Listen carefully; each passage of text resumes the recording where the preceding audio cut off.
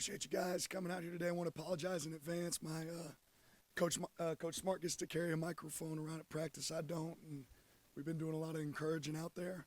So, really, excited. I think this is every coach's favorite time of year. We really enjoy the opportunity to work for our guys, and this is really why you get in the profession, the opportunity to teach. Obviously, extremely grateful to Coach Smart for the opportunity to be here at the University of Georgia and work with the collective unit of coaches that we get to work with. We've got a phenomenal staff. They do a really good job, and we're really fortunate to get to coach some really, really good players. So that being said, we'll open it up for questions.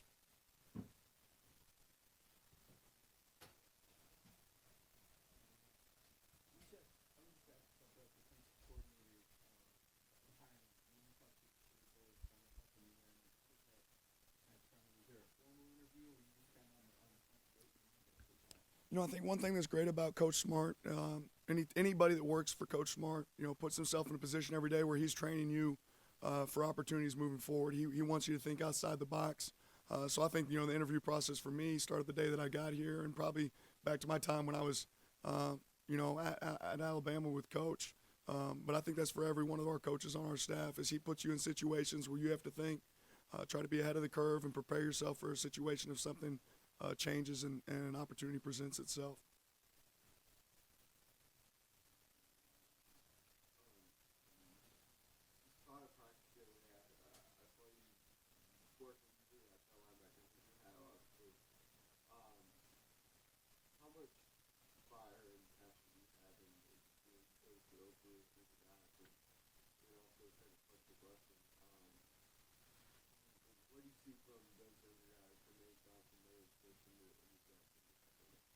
Yeah, obviously I have a real passion for this game.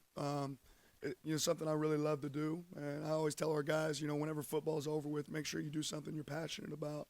But I think your players take on your mentality.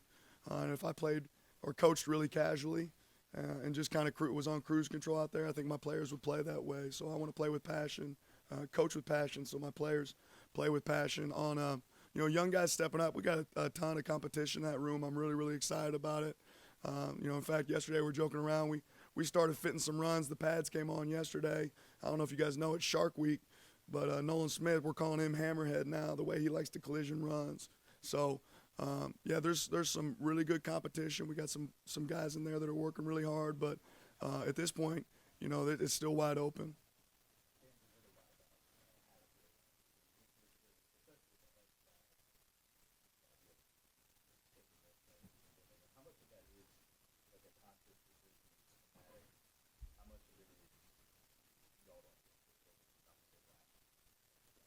Yeah, I think it's a little bit of a combination of both. Every year we do a self scout and we try to evaluate what things can we do better, what issues can be created for the offense, and what can we change schematically.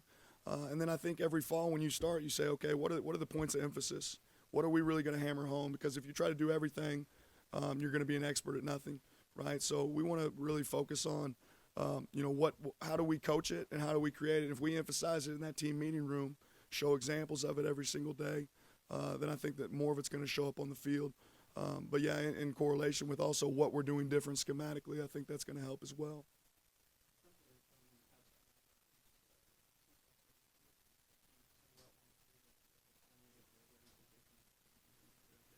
Yeah, I think it'd be hard to single out one or two, but I mean, there's some guys that have had a really good camp so far, and obviously we're only 3 days in. Walter Grant's a guy that moved around a lot in the spring and has done some really good stuff coming back, work with us more full-time this fall. Aziz Ojolari is a guy that finished off the year last year really strong and is doing really well, but I don't think you could put aside the work that Rob Beals put in, Adam Anderson's put in. So, I mean, it's hard to just sit here and say this guy, that guy. And obviously we have some newcomers we're really excited about.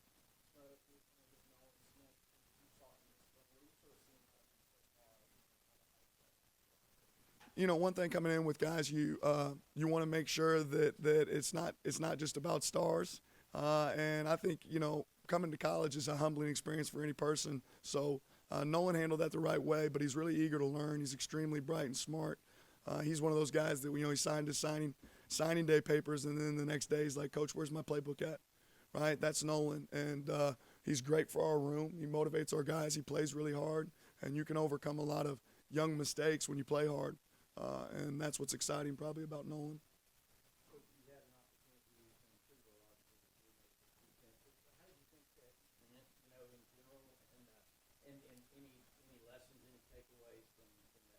You watch the Sugar Bowl? Yeah.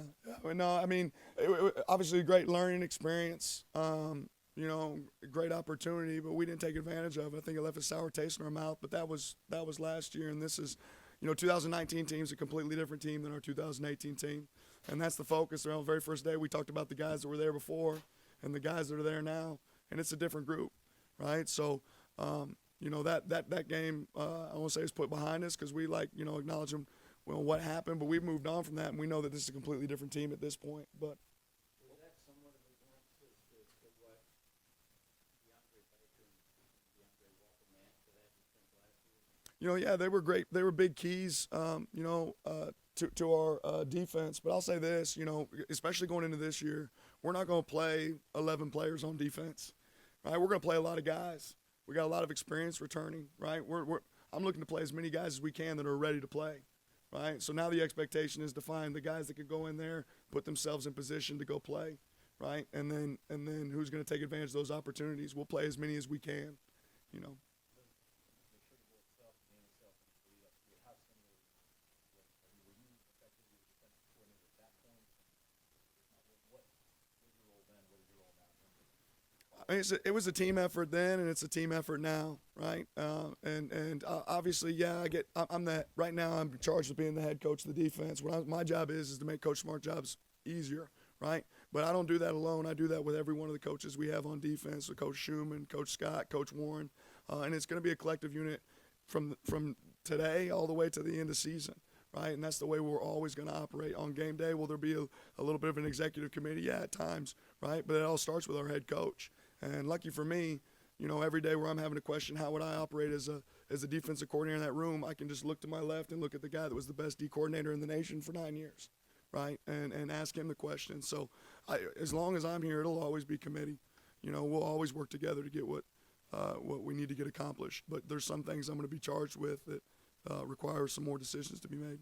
So, as you kind of look back at your career path, whether it be Alabama, whether it be before then, as you go through your drive, is it kind of always a career to be a DC coordinator?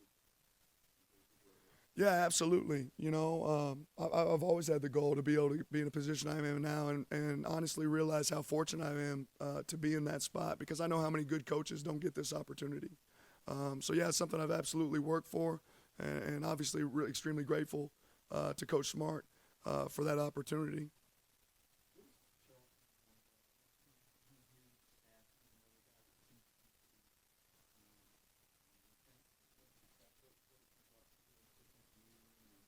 Anytime you're able to bring in, a coach that's been some other places, it's always exciting. You can get some fresh ideas, some new stuff. And Coach Warren's a extremely bright coach, does a really good job, and has a lot of experience in the SEC and just across the nation, the programs he's worked with. So we're able to sit back and ask him questions about how they've done it different somewhere else to see if it's something we can improve on defensively. And then I think he brings a great discipline to that room with his players. He holds those guys accountable and does a really good job with that. A very, very bright coach that has been great for us. Yeah, to whoop the guy across from his butt, that's what I'm expecting. So I hope he gets a chance to watch that because that's what I want to see him do every snap, right? And obviously he has to be in great condition to do that, great shape to do that. But Jordan has the potential to be a great player, right? He has to put that together every single day when he comes to work. And he's one of those guys. We talk about havoc a lot. Havoc doesn't start just with the D-line. I hear everybody talk about, D-line havoc, D-line havoc. It's not just the D-line, right? What else is in that category? PBUs, right? The secondary can create havoc, right? But Jordan Davis is definitely a big part of that moving forward for us.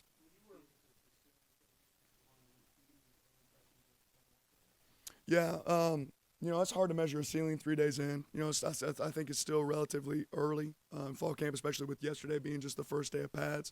But am I excited about the guys we have in that room? Absolutely. Trayvon is extremely athletic, is strong, right? He's really an athletic guy for his size. Obviously, he has the basketball history as a high school player. So I'm definitely excited to see what he can do. He's a guy that's good moving, but he's also strong enough to hold the point. So I don't think I wouldn't put a ceiling on Trayvon, and I also wouldn't put a ceiling on our D-line at this time. You were really involved in the Kobe Dean's recruitment, and Kobe singled him out. Other players came after him, Taylor and things. So did you guys see that in him early on in the recruiting process, and kind of how far has he come since you got him? Yeah, anytime that you're recruiting a guy, you always, beyond football, beyond turning on the film and saying, can this guy play for us? We do character evals. We're gonna, get into the school and see what the janitor's gonna say about him, right? See what the secretary says about him. And obviously, when you go to Horn Lake, Mississippi, there's not a person that's gonna say a bad thing about Nakobe Dean. Obviously, he's over a 4.0 student, right? So yeah, we knew he was a good student. We knew was a high character guy before he ever got here, and I think that's just carried over to his time here.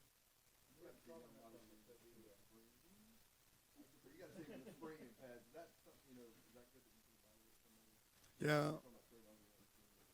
Yeah, that's right. I mean, lucky for us, we had, I think 14 mid-years, right? That's huge. That's getting an extra 15 practices in and then walkthroughs in the days in between that and meetings. So I think, for what we ask our guys to do, I think it's really, really important that they get that extra time. And that was, obviously a benefit to him. Nakobe, if I'm not mistaken, I know he's an engineering student. Can you talk about the challenges of guys taking on an academic rigor like that, and then I guess the positives of some of the It's hard for me to talk about the rigors because I was a PE major.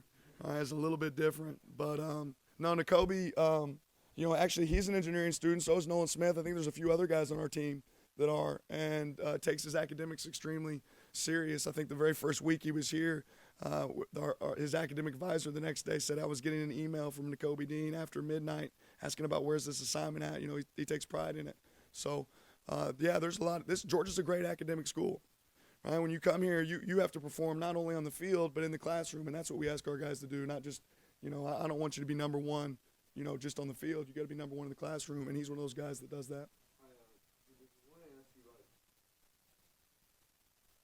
Jermaine Johnson, because I know that you obviously as far as what brought him here. Right. You kind of dive into what it was like to go up to community college and pull him from there and see in the greatest advance his family and everything that belongs to him. Yeah, absolutely. Obviously Jermaine's somebody we're really, really excited about. But at the end of the day, I think regardless of who you're recruiting or where you're recruiting, recruiting is about relationships. And just Jermaine and I were fortunate enough. Jermaine's a guy. When I was at Memphis, I went and watched a junior college football game, right? And I got to see Jermaine Johnson perform that year, right? And I said, man, I wish I could recruit that guy, but I couldn't, right? Well, now this year I can. Right, and when I got here, that was one of the early guys that I identified as a target for somebody that we could look at, and was able to build a relationship with him that we had for a long time. And whenever you have a relationship, that gives you an opportunity. Is there something about his experience specifically with that coach that you feel like translates to the SEC right away? Yeah, I mean, football's football, right? Football's football in Missouri, football's football in Kansas, football's football in Georgia, and obviously the SEC though is a different animal, right? So I think it's always hard to compare and contrast, but the field's still 100 yards. I mean that stuff doesn't change, but the difference in the way you prepare there and the way you prepare here, there's a difference. What excites you? What percentage about secondary right now? Excitement. I mean, we've got a lot of young talent, and I think if you look at just across our entire defense, it'd be really hard for you to say this guy's a number one and this guy's a number two, right? We've got a ton of depth right now across the entire defense, so that's exciting to me, and a lot of talent. Concerns always in the secondary. You're concerned about not giving up explosive plays, right? Having great eye discipline, staying on top of the defense, right? And the way you do that is just continue to practice it every single day. But the more we get the experience, the communication in the back end is really important. Looking for some guys to take on some leadership roles back there. Obviously, we got a lot of experience returning with J.R. Reed, guys like Richard LeCount, and then some great experience on the outside with Eric Stokes and Tyson Campbell. But there's also a lot of newcomers that we're really, really excited about too. But as long as they continue to communicate, make sure that they're in position to defend explosive plays, we got a great chance. You talk about that depth, looking at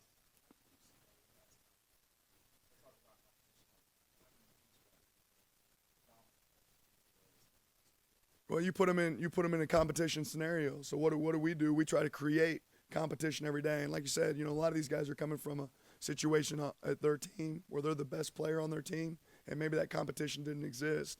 But when you walk out of that field at Georgia, you better get ready to strap it on and go to work, right? Or somebody else is going to move ahead of you. So competition almost creates itself at our practice because we've got a lot of great players. You're talking about that depth, and you guys mix and match a lot at linebacker, inside linebacker, outside linebacker. How important is it to kind of find roles for guys and find ways to get them on the field, keep guys fresh? Because it just seems like there's so many different. There's like a various group of talent there where certain guys do some things well and better than others. Right. At the end of the day, you find roles for guys that are ready, right, and have prepared for their role, right? So, like I said, I don't want to play 11, and we won't. But there's definitely certain packages you want to take a guy's skill set. Similar to my background as a high school coach, you want to make sure you're putting your guys in the best position to be successful, and some guys do some things better than other guys, right? So within that, we obviously have packages that match that, and they need to become experts at their position. And then, obviously, after that, it goes to how many positions can you execute, right? If you're able to play at multiple positions, now your value just went up for the team and what you can do for the defense.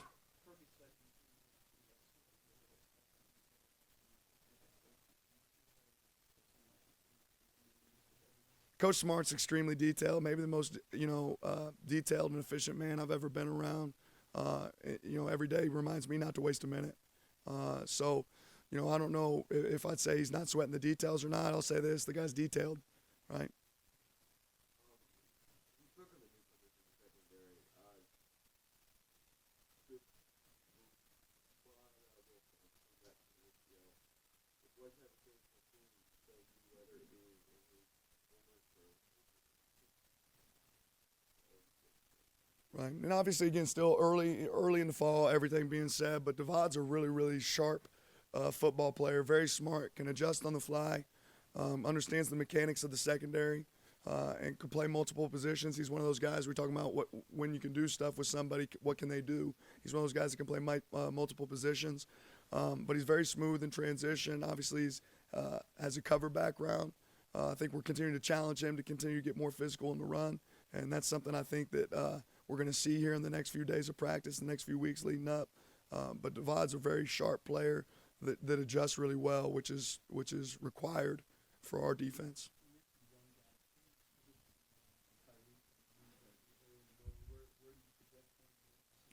Yeah, Tyreek Stevenson's a playmaker, right? And one of the things you go back to talking about havoc, right? When you put guys out in the field, there's guys that do their assignments, and then there's guys that create production, right? And what we want are guys that do both, right? And Tyreek Stevenson's a guy that was extremely productive this spring, and as he continues to become more disciplined with his eyes and more disciplined with his play, he's going to be a guy that can do both for us. We're very excited to see the plays he can make. You go watch practice, you watch that guy for a little bit, and you're saying, holy moly, we got a ball player, right? And that's what he is. So we got to do a good job of coaches of getting him ready to go out there and play. For two more questions, you mentioned the defense by committee and the leadership perspective. How much have you talked with Freddie about how much you should be doing Not that much, because guess what? When he was the D coordinator, what did I do? I watched him and watched how he operated, and I understand the requirements of the position. Getting to be here with Coach Tucker, phenomenal football coach, for a year, get to see how he operates as a defense coordinator. So I understand, what the position requires. So not a ton of details.